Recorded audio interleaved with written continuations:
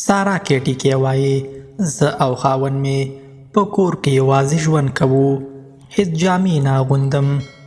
سلام ستړي مشئ، وخت مو په خیر.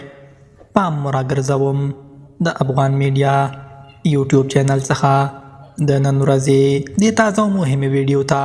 سارا کیټی کې وایي کله چې ښځه او خاوند په ګډه یوازې ژوند کوي د دوی ترمنځ اړیکه لا نږدې او جذابه کیږي. زما او د خاوند ژوند همداسې دی. موږ دواړه د ازادۍ احساس کوو او د کور دننه هیڅ ډول محدودیت نه لرو. د دې ازادۍ تر ټولو ښکاره بڼه دا ده چې زه جامې نه اغوندم، ځکه چې د خپل خاوند مخې ته ځان پټ ساتلو ته هیڅ اړتیا نه وینم. دا حالت زموږ د مینې او اړیکې په ژورتیا کې ډېر رول لوبولی دی. هر وخت چې خاوند مې ما ویني، هغه ته طبیعي ډول مینه او جذبه پیدا کیږي. دا آزاد چاپیریال موږ ته دا توان راکړی چې په کور کې تل د مینې او رومان احساس تازه وساتو او د ژوند د خوند واخلو. زما خاوند هر وخت وایي چې زما بې جامو ګرځېدل د هغه د شهوت او مینې کچه لوړه ساتي.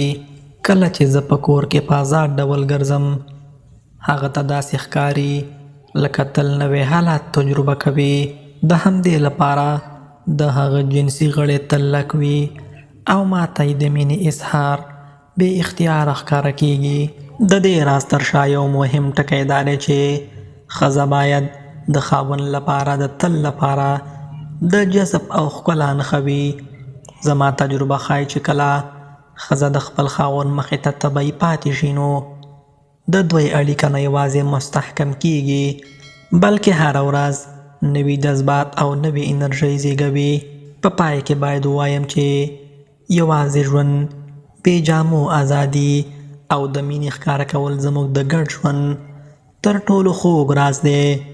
دا راز زموږ په واده کې تلپاتې اور بل ساتي او دواړو ژوند ته خوند، خوشحالي او د زړه سکون ورکوي.